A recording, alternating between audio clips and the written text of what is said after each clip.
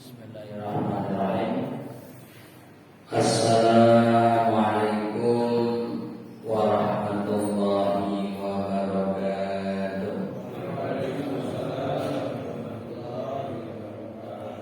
Bismillah. Alhamdulillah. Wassalatu wassalamu ala Rasulillah. La haula wala quwwata illa billah. Amma ba'd. Gimana kabarnya pada jamaah hari ini? Sebentar lagi hari raya. Senang atau sedih? Senang karena sudah punya baju baru. Sedihnya seharusnya karena hampir lewat, ya, hampir selesai bulan yang penuh barokah, bulan yang benar-benar membuat kita lebih semangat dalam ibadah, lebih bergairah, yang mendatangkan banyak pahala. Alhamdulillah kita bisa melaksanakan siang Ramadan, bisa menjalankan qiyamul lail, bisa memperbanyak tilawatul Quran, dan juga banyak berderma, bersedekah, infak, dan bahkan akan mengeluarkan zakat fitri. Mudah-mudahan amal ibadah kita selama Ramadan ini diterima Allah Ta'ala dan kita meraih takwa sebagai tujuan siang Ramadan. La'allakum tattaqun. Amin. Jamaah rahimakumullah, salawat dan salam kita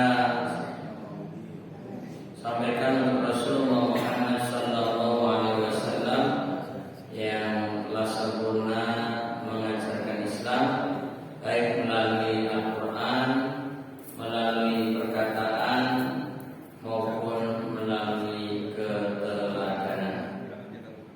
Pada kesempatan kali ini kita akan membaca lanjutan, yaitu atau surat baru, yaitu Asy-Syams. Silakan Bapak Ibu jamaah yang membawa buku, buka halaman 136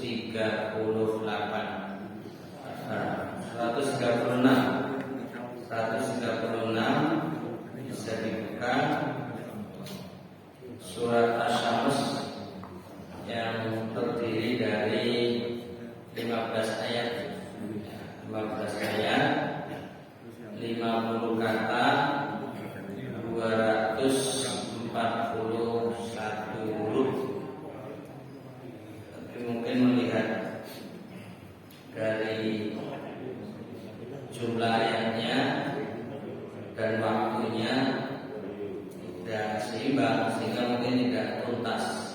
Kita akan baca sementara dari 15, mungkin 10 ayat dulu, nanti sisanya setelah hari raya, insyaallah. Cuma saya lihat jamnya itu nggak tahu, ini saya beda melihatnya. Ya, baterainya habis penuh sama hari raya. Baik, kita baca terlebih dahulu ayat-ayatnya. A'udzu billahi minasy syaithanir rajim.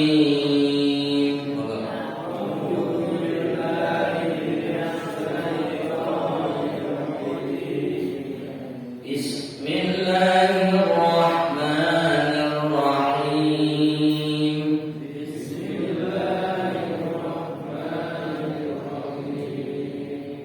Wasyamsi wa duhaha,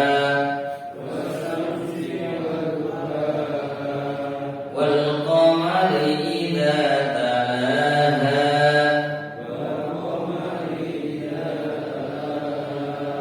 wan nahari idza jallaha,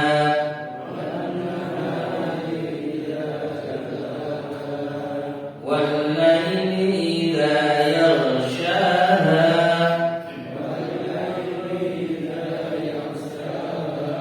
was samaa'i wa ma banaha,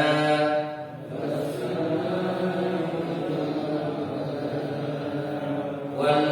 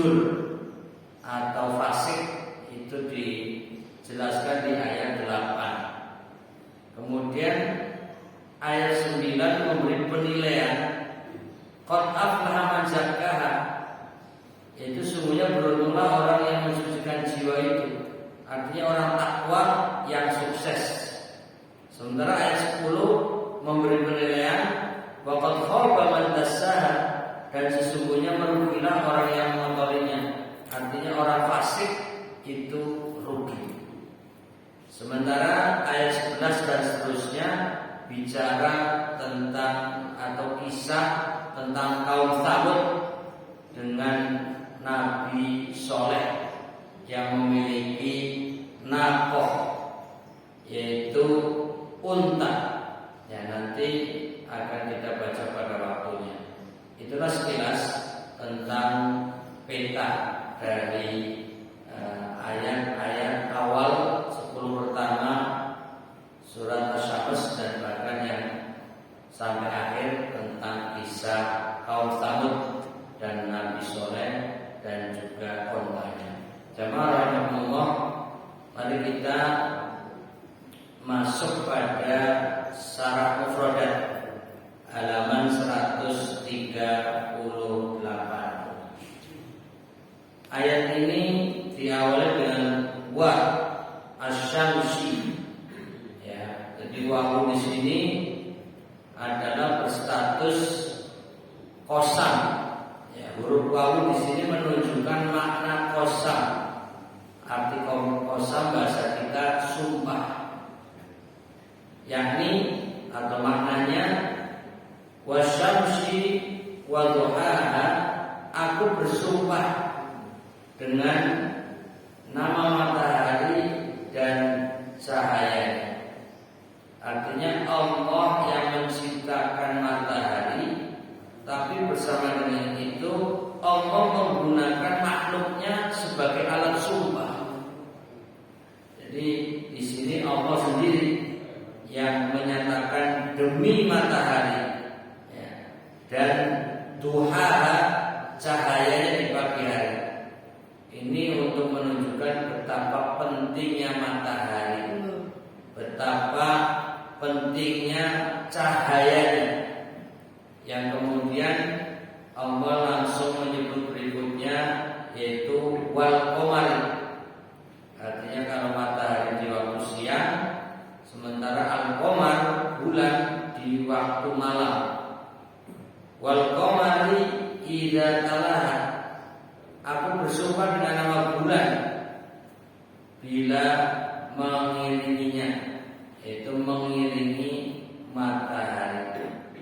Maka ketika ilmu pelajaran tentang astronomi bahwa matahari lebih besar dari bulan dan bulan mengitarinya, tapi biasanya pelajaran yang kita ketahui adalah bulan mengitari bumi. Kalau di sini bulan yang mengiringinya, hanya kepada matahari. Terlepas detailnya, setidaknya kita akan menyimpulkan bahwa Al-Quran sedang mengajarkan ilmu astronomi. Artinya jangan dipikir kalau ada orang belajar tentang perbintangan, belajar tentang matahari, belajar tentang bulan, kemudian nanti masuk ilmu falak, itu tidak ada hubungan dengan Al-Quran. Justru Al-Quran telah menginspirasi umat manusia, terlebih umat Islam, tentang ilmu astronomi. Jadi jangan kita katakan ilmu astronomi ilmu umum, ya, seakan tidak ada hubungan dengan agama, seakan-akan lepas dari Al-Quran. Justru orang yang belajar astronomi sedang mengamalkan Al-Quran. Nah, ini yang perlu kita pahami, bahwa Al-Quran bukan hanya bicara masalah sholat, bukan hanya bicara masalah zakat, bukan hanya bicara masalah siam atau puasa. Itu memang betul sebagai ibadah-ibadah inti, tapi maksudnya biar kita jangan terfokus hanya itu, bahwa apa yang ada di sekitar kita ini sesungguhnya adalah ciptaan Allah, alam semesta sebagai bukti adanya Sang Khaliq, yaitu Allah Ta'ala. Itu singkatnya bahwa Allah bersumpah dengan makhluknya, dalam hal ini matahari dan bulan, untuk menunjukkan betapa pentingnya keduanya itu untuk kehidupan ini. Selanjutnya mengimbangi kata wasyamsi, yaitu matahari.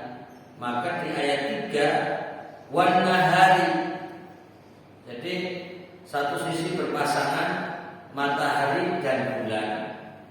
Di sini matahari pasangannya bulan. Lalu warna hari demi siang pasangannya walaili demi malam. Jadi ini luar biasa. Allah di dalam membuat rangkaian kalimat itu sempurna sekali, sekaligus indah. Jadi matahari dengan cahayanya, bulan yang mengelilinginya dan mengikutinya. Paling tidak kalau matahari terbenam, muncullah bulan. Nah itu nanti kaitannya dengan pergantian bulan. Sementara repotnya bahasa Indonesia itu hari pasangannya bulan. Ini hari, pekan, bulan. Nah kalau bulan itu sendiri diambil dari komar, komar. Dan kalau waktu harian, siang, malam itu pakai matahari. Sementara pergantian tanggal per bulan itu dengan munculnya hilal. Nah ini sedikit keluar dari materi berkaitan dengan awal Ramadan dan awal Syawal. Ini ada hubungannya dengan bulan. Jadi dengan adanya bulan muncul itu sebagai bukti ganti bulan yang kita sebut dengan hilal. Nah yang jadi masalah, tidak semua kita mampu melihatnya. Kemudian dibantu dengan alat. Sekalipun ada alat, kalau kita nggak punya ilmu alat untuk melihat, gagal juga. Dan ini sekedar sisipan guyonan bahwa menetapkan awal Ramadan dan juga menetapkan awal Syawal yang kemudian menjadi Idul Fitri, ini ada dua versi. Versi yang satu karena menghitung yang disebut ilmu hisab berdasarkan ilmu falak, lalu ditetapkan seperti pada waktu yang awal Ramadan ini sudah wujud hilalnya, sudah ada, sehingga ditetapkanlah pada hari Sabtu sebagai awal Ramadan. Tapi bagi yang mengupayakan untuk melihat hilal, yang ujungnya adalah gagal. Jadi menetapkan awal Ramadan di hari Ahad itu berdasarkan kegagalan. Nah itu loh maksudnya. Ini sisipan guyonan saja. Karena gagal maka jadi keputusan. Artinya karena gagal melihat hilal yang sudah diupayakan di 85 titik di seluruh Indonesia, kesepakatannya gagal semua. Kita yang hadir tidak sampai 85 kayaknya. 85 tempat se-Indonesia yang setiap tempatnya puluhan orang gagal semua. Jadi se-Indonesia intinya gagal. Maka diputuskan digenapkan Sya'ban, lalu jadilah awal Ramadannya di hari Ahad. Jadi yang menetapkan hari Ahad karena gagal. Ada kegagalan melihat hilal. Nah, yang jadi masalah besok awal Syawal, apakah berhasil melihat hilal ataukah gagal? Silakan Anda tunggu dan tebak saja hasilnya. Kalau berdasarkan pengalaman dari waktu ke waktu, dari tahun ke tahun, biasanya gagal. Biasanya, mudah-mudahan berhasil. Mudah-mudahan. Kalau tadi kan sudah diumumkan Idul Fitri hari Senin, itu artinya kita nggak pakai menunggu, sudah yakin bahwa malam hari Ahad maghrib hilal sudah wujud, sudah ada, sudah muncul, sudah kelihatan.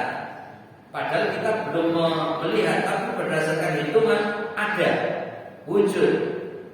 Bahkan sudah kelihatan, sehingga dipastikan malam Senin sudah Idul Fitri. Begitu maghrib Idul Fitri. Hanya saja pelaksanaan hari rayanya, sholat Idul Fitrinya esok hari, yaitu Seninnya. Nah, yang kita tunggu, apakah tim Ruqyah se-Indonesia di 85 titik itu berhasil melihat ataukah gagal? Kalau berhasil akan sama Idul Fitrinya. Mudah-mudahan berhasil sehingga kompak. Tapi kalau gagal pasti beda lagi gitu. Nah, ini nanti coba lihat. Karena usia Ramadan pada tahun ini kalau berdasarkan ilmu hisab itu 30 hari. 30 hari. Walaupun yang nama asli Ramadan itu 29 hari. Terbukti Nabi Muhammad SAW menjalankan siam Ramadan selama 9 kali, 9 tahun. Itu selalu 29 hari, kecuali 2 kali karena mendung. Dan itu saya saksikan sendiri selama saya tinggal di Madinah, Arab Saudi. Saya tinggal di Mekah, ya, artinya saya di sana pernah 5 tahun. Itu hampir mendungnya itu barang langka, apalagi hujan. Jadi memang cerah, terang dan mudah melihat hilal. Sementara di Indonesia setiap mau lihat hilal mesti mendung. Maka setiap bulannya, setiap awal Ramadan berdasarkan menggenapkan 30 hari karena mendung, menetapkan 1 Syawal Idul Fitri berdasarkan gagal melihat karena mendung. Jadi genapkan terus itu. Ya sudah, Indonesia kesimpulannya selalu 30 hari. Maka nanti menjadi genap. Nah, masalahnya sama-sama 30 hari, memulainya yang beda, ujungnya juga beda. Yang Sabtu jatuh 30 harinya hari Ahad, lalu 1 Syawalnya hari Senin. Sementara yang mulai hari Ahad nanti akan 30 harinya hari Senin, maka jatuh 1 Syawalnya hari Selasa. Nah itu, jadi nggak akan ketemu. Makanya tunggu saja bagaimana hasilnya, berhasil atau gagal. Ini sisipan antara penyebutan wal qamari, ya, demi bulan. Dan ini untuk memberi syarat penetapan waktu memang karena melihat bulan. Nah itu. Kemudian siang dan malam, wan nahari idza jalla. Maksudnya aku bersumpah dengan nama siang hari apabila matahari tampak dan terlihat oleh orang-orang yang memandangnya. Wal laili idza yaghsha. Aku bersumpah dengan nama malam hari apabila menutupi matahari hingga tidak kelihatan. Jadi ini satu sisi menjelaskan tentang bagaimana suasana siang dan bagaimana suasana malam, tapi itu juga sebagai penjelas untuk ayat 1 wasyamsi dijelaskan di ayat 3 yaitu waktu siang. Kemudian wal qamari ayat 2 dijelaskan dengan ayat 4 yaitu wal laili, yaitu demi malam. Ini artinya matahari munculnya di siang hari, kemudian bulan munculnya di malam hari. Baru pindah ke ayat 5 yaitu bicara tentang langit, ya. Jadi yang lebih tinggi dulu, was-samai, ya, wa ma banaha, yang artinya aku bersumpah dengan nama langit dan dengan nama Allah yang telah membinanya. Bina itu artinya membangun. Bana yabni binaan. Dalam bahasa Indonesia dari bahasa Arab yaitu pembinaan. Itu dari kata bana yaitu pembangunan. Jadi pembinaan, pembentukan, ya, pembinaan bisa pembangunan, pembinaan, penciptaan bisa saja. Dari kata bana yabni sudah menjadi bahasa Indonesia itu bina. Bahkan ada yang nambahin bina binasa. Jadi bina dibangun lalu dihancurkan, binasa tambah sa. Itu pembinaan dan pembinasaan. Nah ini kata bana itu untuk menunjukkan bahwa Allah yang membangun langit tanpa penyangga. Lalu di sini ayatnya dilawankan dengan ardi bumi wal ardi wa ma tohaha. Aku bersumpah dengan nama bumi dan dengan nama Allah yang telah menghamparkan dan mempersiapkannya hingga layak untuk dihuni manusia. Ini kata toha nanti agak panjang penjelasannya. Ada dua pemahaman. Satu, bumi ini dihamparkan berarti datar, flat. Ada yang memahami bumi bulat, ya. Artinya berdasarkan penelitian memang berputar sehingga bisa muncul bulan, bisa muncul matahari itu karena bumi itu bulat. Nah itu nanti pro ya, yang bulat juga punya argumen, pro yang datar ataupun yang dihamparkan itu juga punya argumen. Ini cukup panjang berkaitan dengan hal ini.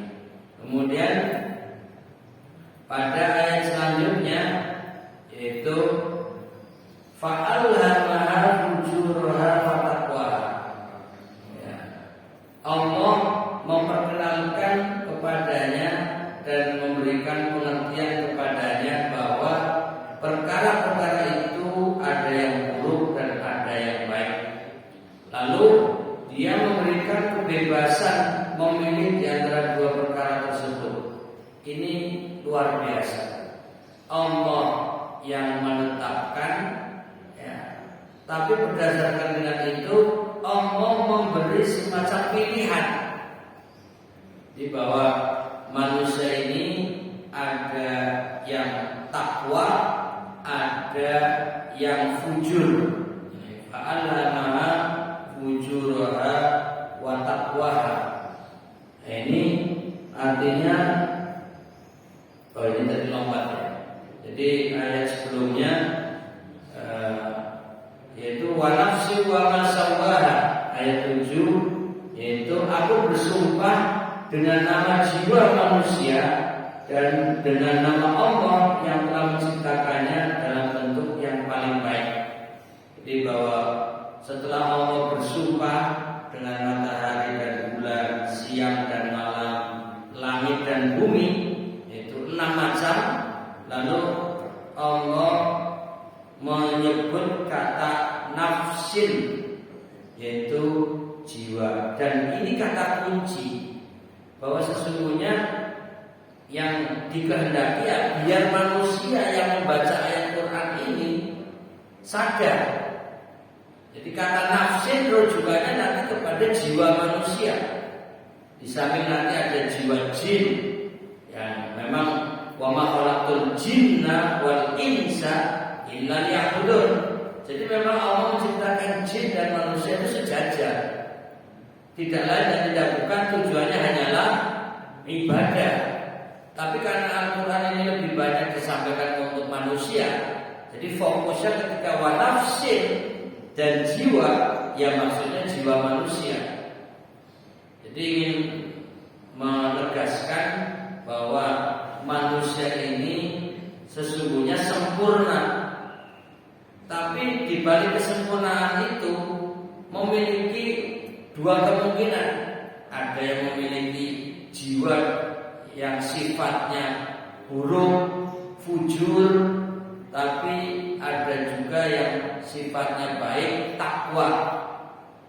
Jadi uniknya Allah menyebutkan keburukan dulu, fujur dulu, baru disebut takwa. Ini untuk menunjukkan bahwa satu, ada dua macam, buruk dan baik. Lalu baik inilah yang mestinya dipilih. Jadi terkadang kan yang baik nomor satu gitu, baik dan buruk. Tapi ayat ini malah dibalik, buruk dan baik. Tapi ayat 9 yang menetapkan baik itu yang sukses. Jadi ini logikanya kalau kita ikuti indah sekali. Jadi Allah pertama menyebutkan jiwa manusia itu sempurna, tapi memiliki dua kemungkinan, sifat buruk dan sifat baik. Tapi yang baik inilah yang sukses. Nah itu, jadi cara bicaranya itu runtut sekali. Bahwa pertama tadi disebut kata buruk itu bukan berarti yang disebut pertama itu pilihan, tapi malah disebut dulu, tapi biar endingnya baik. Ini sedikit keluar dari ayat dan materi, seperti sebuah hadis yang menggambarkan cara memilih pasangan. Ini biar pagi-pagi agak bicara tentang cinta. Biasanya kan ada orang mau milih jodoh, ya.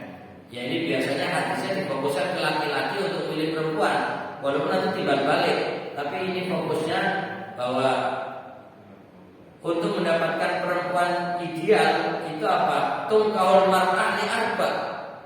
Menikahi perempuan itu karena 4 hal. Masih ada yang ingat gak pengalaman dulu dengan waktu mau milih jodoh itu loh?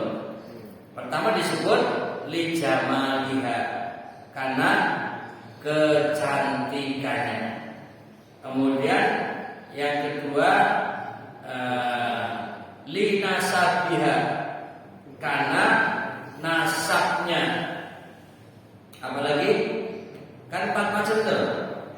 Masih ingat gak? Karena cantiknya, karena nasabnya, lima lihat, kemudian karena hartanya, karena kekayaannya. Jadi Nabi seperti ingin menggambarkan biasanya orang itu fokus kepada fisik, yaitu keindahan fisik, kecantikan. Kemudian yang kedua dari sisi bobot, ya bebet dengan istilahnya. Jadi ada sisi nasab, keturunan, keluarga yang baik-baik. Kemudian yang ketiga adalah sisi ekonomi, yaitu harta. Jadi intinya ini tabiat manusia untuk memilih jodoh. 3 hal ini sangat diperhatikan. Tapi endingnya, kata terakhirnya far bidatid. Beruntunglah orang yang memilih pasangan karena agamanya. Jadi kata agama diakhirkan bukan karena akhir ini gak penting, justru endingnya akhir daripada penyebutan itu untuk menunjukkan pilihan. Jadi biar jangan niat menikahi seseorang karena cantiknya, itu salah malahan. Wah, kenapa milih dia karena cantik? Itu malah salah. Biarkan Anda beruntung dapat cantiknya, tapi jangan disebut itu inti tujuan. Gitu. Ya dia cantiknya, dia punya kecantikan, dia punya keturunan yang baik, artinya dia dari keturunan orang yang baik, kemudian dia memiliki kekayaan. Tapi bukan itu saya memilihnya, tapi karena justru dia wanita soleha, karena agamanya aku memilih dia. Itulah kenapa Nabi menyebut kata terakhir far bidatid. Nah ini logikanya seperti itu, tapi kita kan nalurinya mesti karena cantiknya itu. Nah ini masalahnya. Jadi kita mengikuti naluri. Jadi hadis ini mengungkapkan naluri dulu, hasrat seorang yang ingin memilih jodoh, dan itu timbal balik perempuan mau karena gantengnya, karena keturunannya, karena hartanya, jabatannya dan sebagainya, tapi nggak peduli agamanya, bahaya, gagal pilihan. Jadi umpamanya sampai ada yang menggambarkan dalam ayat, walaupun dia wanita yang hitam, ya, walaupun dia seorang wanita yang tidak yang solihah, itu lebih baik kamu pilih daripada wanita cantik dari keluarga yang buruk dan tidak beragama. Nah ini sampai bandingannya seperti itu. Jadi kata kuncinya adalah agama. Tapi biasanya orang ini syahwatnya kan beda. Biarpun agamanya baik, tapi tidak cantik, wegah. Nah, ini kesalahan cara berpikir. Tapi nalurinya memang begitu. Ya kan maunya komplit, ya cantik, ya kaya, ya keluarga yang baik-baik, dan agamanya juga yang baik. Jadi akhirnya seakan-akan agama itu hanya tambahan. Sehingga mengatakan yes boy and ayo say, agama kan bisa kita bina bertahap secara pelan-pelan. Nah ini salah berpikir. Nah maksud saya hanya ingin mengatakan kata akhir itu tidak selamanya hal yang tidak penting. Justru yang terpenting yang disebut terakhir. Maka dalam ayat ini disebut fujur lebih awal, kemudian takwa nomor 2. Bukan berarti takwa nggak penting, justru ini yang paling penting. Disebut nomor 2. Artinya karena 2 saja, fujur dan takwa. Berarti takwa yang terakhir justru endingnya, ujungnya, akhirnya ini yang menjadi pilihan. Dan itu ditetapkan pada ayat 9, qad aflaha man zakkaha. Sesungguhnya beruntunglah orang yang mensucikan jiwa. Ini ayat 9 kembali ke ayat 7 sekaligus sebagai pilihan di ayat 8. Wah, hebat sekali ini ayatnya. Jadi disebutkan di ayat 9 sebagai penilaian. Qad aflaha, sesungguhnya beruntunglah orang yang man zakkaha, mensucikan jiwa itu. Ini penjelasan pada ayat 7. Tapi pada ayat 8 ingin disebutkan bahwa yang mensucikan jiwa ya orang takwa itu. Dan takwa adalah tujuan utama. Kenapa kita siap Ramadan? Allah sendiri menegaskan la'allakum tattaqun. Jadi sekalipun berbagai kegiatan aktivitas Ramadan kita gunakan waktunya, tapi kata kunci akhirnya adalah takwa. Apakah selama Ramadan kita menahan lapar, menahan haus? Apakah selama Ramadan kita tilawatul Quran, qiyamul lail? Apakah selama Ramadan kita bersedekah dan berkegiatan baik-baik, akhirnya ujungnya meraih takwa atau tidak? Jadi harus kata kuncinya penilaian di akhir. Kalau setelah Ramadan kok biasa-biasa saja, walaupun semarak Ramadan begitu terasa, ujungnya belum berhasil. Jadi kata kuncinya sejauh mana kita berubah, sejauh mana kita lebih baik dari sebelumnya. Apakah selama Ramadan hanya rame-rame saja, hanya padat dengan kegiatan dan acara ini dan itu, ataukah memang setiap langkah kegiatan tilawah, baca Quran, sholat, qiyamul lail, siam, sedekah itu meraih atau menjadikan kita meraih takwa? Kalau iya, itulah yang kita tuju. Jadi kenapa ayatnya juga di akhirnya la'allakum tattaqun. Jadi seringkali disebut di akhir untuk menunjukkan inilah tujuannya. Yaitu untuk mengimbangi penjelasan kata takwa. Kemudian Allah di ayat 10 menggambarkan tentang ruginya orang yang mengotori jiwa. Ini untuk menggambarkan ini waqad khaba man dassaha, dan sesungguhnya merugilah orang yang mengotorinya, untuk menggambarkan asal usul jiwa manusia adalah suci, yang biasanya disebut fitrah. Nah, ini sedikit dikaitkan dengan zakat. Orang Indonesia sering menggunakan istilah zakat fitrah. Alasannya ini zakat untuk mensucikan jiwa, yaitu salah satu hikmah dari tujuan zakat yang dikeluarkan setelah menjalankan siam Ramadan. Tapi perlu ingat, hadis yang ada itu tidak pernah menggunakan kata fitrah, apalagi fitrah, apalagi bahasa fitrah. Nah, itu nggak ada. Yang ada zakatul fitri. Nah, jadi dimanapun kitab hadis kita buka, kapanpun kita buka kitab-kitab fikih, kitab-kitab tafsir, kitab-kitab hadis, mesti ditulis Arabnya zakatul fitri. Jadi nggak ada yang namanya zakat fitrah yang tertulis Arab, itu nggak ada. Tapi orang Indonesia kan ngotak-atik arti fitrah, suci, berarti zakat untuk mensucikan jiwa. Ini hikmah, bukan tujuan. Nah, terus apa hubungannya? Hubungannya itu dengan Idul Fitri. Jadi teorinya kalau kita menyebut Idul Fitri, ya zakatnya zakat fitri, namanya Idul Fitri.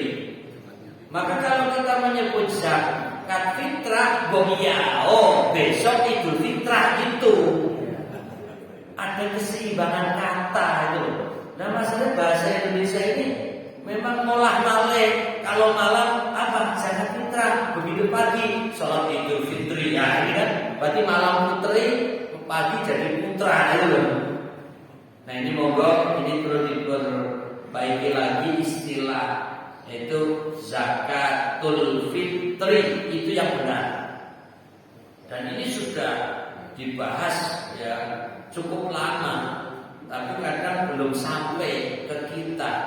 Dan sebelum kita lahir istilah aslinya zakat fitri, tapi karena kita lahir diperdengarkan istilah zakat fitrah. Nah, itu jadi akhirnya kita menggunakan zakat fitrah, padahal mestinya zakat fitri. Kemudian secara makna bahwa zakat fitri itu tu'matan lil fuqara wal masakin, untuk memberi makan kepada orang fakir dan miskin. Jadi apa hubungannya? Hubungannya adalah yang namanya asli arti fitri itu makan pagi, itu aslinya. Jadi ini itu sudah diartikan kembali, fitri itu asli artinya sarapan pagi. Selama 1 Ramadan kita nggak sarapan pagi, maka pada 1 Syawal hari raya kita kembali makan pagi. Itu aslinya, sesuai hadisnya memang begitu. Makanya zakat fitri itu dikeluarkan untuk menyiapkan biar besok bisa pada makan pagi. Itu aslinya. Tuh makan lil fuqara wal masakin, jadi memberi makan kepada fakir miskin. Tapi kemudian yang dibahas lebih banyak hikmahnya, sehingga akhirnya memahamkan bahwa zakat fitri adalah mensucikan jiwa, lalu disebut zakat fitrah. Itu zakat untuk mensucikan jiwa, yaitu secara bahasa dengan secara hikmah ada pergeseran. Ya, secara bahasa dan bahkan tujuan utamanya adalah untuk kembali bisa sarapan pagi. Itu kalau mau kita membahas secara bahasa dan makna, tapi seringkali kita lebih banyak sisi hikmahnya saja. Nah, ini moga direnungkan kembali. Maka istilah bagi panitia sebaiknya mari kita mengumpulkan zakat fitri di masjid, yaitu syukur. Tapi rada aneh, lidah kita sudah fitrah. Jadi panitia takmir, panitia masjid yaitu syukur siap menerima dan mendistribusikan zakat fitrah, harus gitu. Dan ini sudah terbiasa. Makanya dari dulu sering saya mengingatkan kepada para takmir, kalau ingin kembali ke hadis, ya zakat fitri. Karena penelitian hadis membuktikan, survei membuktikan, tidak ada satu hadis pun yang menyebut zakat fitrah, tidak ada. Dan saya sudah menulis buku, judulnya 125 masalah zakat. sudah saya bahas itu tentang istilah zakat fitri. Ini bukunya 125 masalah zakat ya. Ini ditulis oleh Al-Furqan Hizb. Ya, ini diterbitkan oleh Tiga Serangkai Solo. Itu sudah terbit dari 2008, tapi ya nggak ada yang baca itu loh. Sehingga nggak ada yang tahu. Tapi ini sudah dikupas oleh Republika. Ya. Jadi kalau jenengan buka di internet, tulis 125 masalah zakat, tulis Al-Furqan, nanti banyak. Jadi selama ini sudah ada, cuma jenengan yang nggak mau buka itu aja. Bahas tentang belum ya, mudah-mudahan. Padahal itu 2008, sekarang sudah 2022. Artinya sudah 14 tahun dan nulis buku. Nah ini saya kira ini sekedar untuk mengingatkan kembali istilah-istilah ya, walaupun tidak berdosa, tidak mengapa kita menggunakan istilah zakat fitrah, tapi hanya ingin kembali kepada istilah asli yaitu zakat fitri. Kaitannya dengan tadi, hakikat jiwa itu fitrah, yaitu suci, dan terjadi pengotoran pada jiwa yang fitrah suci itu dan disebut yaitu dasa, khoba, yaitu merugi. Ya, wafat khoba mandasa, dan sungguhnya merugilah orang yang mengotorinya. Ini sebagai pengantar dari surat Asy-Syams dengan sedikit membaca syarah mufradat dan belum masuk pada makna keseluruhan, belum pula masuk pada penjelasan dan pelajaran sementara matahari sudah terbit. Moga-moga. Manusia dan sini sudah ya, sudah kan? Iya ya. Dan dalam ayat yang lain, surat Atin itu bahwa kalau insan itu aksani. Manusia kan dijadikan sebaik-baik kejadian. Berarti kan kalau dari sini lebih tinggi daripada jin. Kemudian yang kedua, bahwa Nabi tidak ada dari jin, maksudnya dari manusia ada. Ini kira-kira gimana?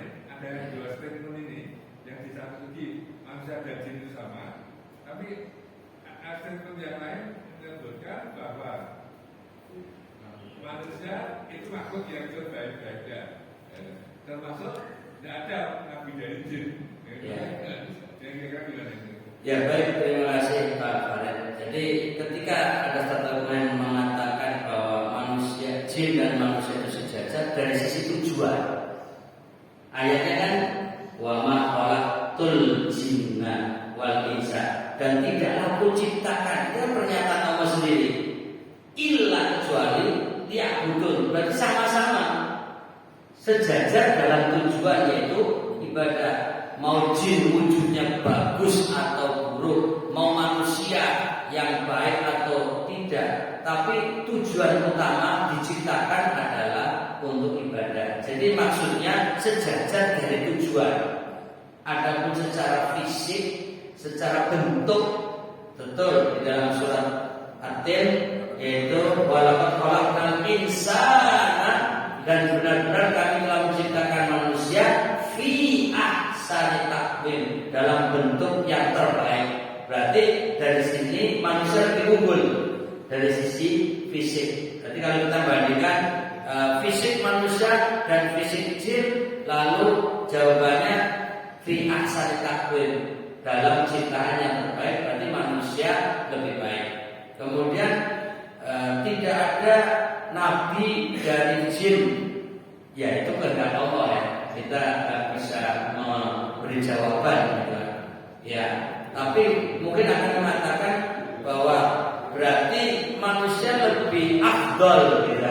Manusia lebih unggul sehingga Allah memilihkan nabi dari manusia, bahkan nabi dari manusia berdakwah ke jin, betul. Bahkan Nabi Sulaiman menaklukkan jin, gitu kan? Jadi sampai ada jin namanya Ifrit, kan? Jin Ifrit itu kan luar biasa, mampu memindahkan sesuatu yang sangat cepat, yaitu memindahkan singgasananya Bilqis sebelum Nabi Sulaiman bergerak dari posisi duduk. Itu rencananya. Tapi kemudian hamba Allah yang memiliki kitab indah kita, yaitu manusia, itu mampu memindahkan lebih cepat, yaitu dengan sekejap mata barang sudah sampai. Nah, ini sekilas bahwa zaman sekarang teknologinya belum bisa mengungguli teknologi zaman Nabi Sulaiman. Mengungguli jin iblis aja belum. Tapi suatu ketika bisa. Insya Allah dengan kehendak Allah pasti ada, bisa. Mungkin kita sudah dalam bahasa. Ya seperti di zaman dulu belum ada HP, belum bisa menvideokan di Mekah, kita bisa sekejap kita bisa lihat saat ini, ya kan? Artinya di sana sedang sholat, kita bisa melihat mereka lagi sholat, bisa. Zaman itu belum ada. Atau tadi untuk melihat hilal dengan alat teropong yang di zaman Nabi tidak ada teropong, itu kan namanya perkembangan zaman. Sehingga ke depan mungkin ya akan ada seperti kecanggihan di zaman Nabi Sulaiman. Jadi umpamanya kalau sekarang masih pesan makanan, klik pesan, nunggu beberapa saat, nanti datang sendiri, sudah keren sebenarnya. Pengen tempe goreng, gak usah nyari penjual gorengan, klik, datang tempe goreng, mau sate ayam, mau sate kelinci, mau apa saja makanan, minuman, pesan pakaian, pesan apa, semua gampang sekarang. Gak usah pergi ke mall, gak usah pergi ke pasar, gak usah belanja langsung, bisa datang. Ini kan sudah peningkatan.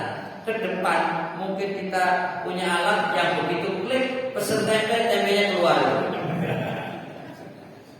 Cuma kapan? Sekarang kita masih bisa senyum, menganggap suatu keanehan dan kejanggalan saat ini. Tapi kelak apa yang digambarkan ini nyata. Kenapa? Al-Quran sudah cerita ada barang sekejap sampai, hanya buka mata barang ada. Ini bukan lelucon, ini bukan suatu mustahil, itu fakta dan nyata, pasti akan ada entah kapan. Karena yang melakukan bukan Nabi Sulaiman, jadi bukan mukjizat. Yang memindahkan barang itu adalah hamba Allah bersaing dengan jin iblis. Jin itu sudah hebat, tapi kalah dengan manusia. Artinya teknologi manusia akan datang di masa yang akan datang, yang sudah pernah ada di masa lalu, dan itu bukan mukjizat. Sehingga mungkinkah terjadi? Sangat mungkin, entah kapan. Allah a'lam. Dan estimasi ilmu suatu ketika akan bisa itu. Ya, betul. Sebab ada mengatakan bahwa teknologi yang ada sekarang ini diperkirakan baru 6% dari yang sudah. Yang semestinya menjadi capai manusia itu baru 6%. Berarti nanti yang belum bisa dicapai itu masih banyak. Namun demikian, meskipun kita itu maju dalam data itu harus dikedepankan iman. Betul. Iman yang mengalahkan, ilmu itu mempermudah, dan seni itu memperindah. Terima kasih. Baik. Intinya Al-Quran sudah memaparkan, ya kan? Tinggal kita mengambil manfaat dari Al-Quran itu, sehingga kita tidak melihat bahwa ini materi umum, ini tidak ada hubungan Al-Quran. Teknologi canggih sekarang sudah digambarkan di Al-Quran. Jadi jangan kaget, jangan dipikir kalau baca Al-Quran cuma itu ganjaran tok, itu loh. Di dalam Al-Quran penuh dengan ilmu teknologi canggih. Hanya masalahnya apakah umat Islam mampu menggali kecanggihan teknologi yang ada di dalam Al-Quran, atau hanya berhenti duduk termenung membaca Al-Quran sambil ngantuk. Biar ngantuknya tidak terlalu dalam, kita akhiri saja. Mari kita tutup kajian ini dengan doa kafaratul majelis. Dan sebelumnya mudah-mudahan kita bisa berjumpa kembali setelah Idul Fitri. Sebelumnya saya ucapkan taqabbalallahu minna wa minkum. Mudah-mudahan Allah mengabulkan, Allah menerima, Allah memberi kita semua amal soleh yang sudah kita laksanakan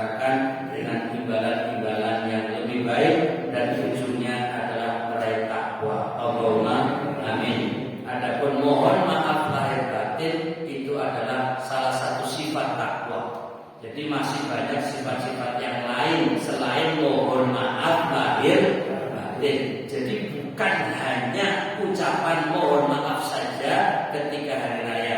Buktikan orang takwa banyak memberi makanan dulu. Buktikan kalau orang takwa itu juga bisa memberi kesenangan orang lain, tolong menolong, bantu membantu, dan juga membahagiakan orang lain. Mudah-mudahan itu kita raih semuanya. Amin ya rabbal alamin. Sampai jumpa lagi pada pertemuan yang akan datang bersama Uskur Manfred Anda bersama, insyaallah. Akhirul kalam, subhanakallahumma wa bihamdika asyhadu an la ilaha illa anta astaghfiruka wa atubu ilaik. Assalamualaikum warahmatullahi wabarakatuh.